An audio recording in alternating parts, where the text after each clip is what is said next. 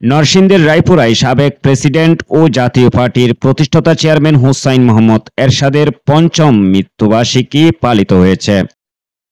জাতীয় পার্টির কেন্দ্রীয় কমিটির নির্বাহী সদস্য ও উপজেলা শাখার সভাপতি প্রকৌশলী মোহাম্মদ শহীদুল ইসলামের সভাপতিত্বে রায়পুরা উপজেলা জাতীয় পার্টির উদ্যোগে রবিবার শ্রীরামপুর সিরাজনগর হাফিজিয়া মাদ্রাসা জামে মসজিদে অনুষ্ঠানের আয়োজন করা হয়। সেখানে আসর নামাজের পর মসজিদের ইমাম মরহুমের আত্মার মাগফিরাত কামনা করে কোরআন তেলাওয়াত ও দোয়া ও মোনাজাত করেন।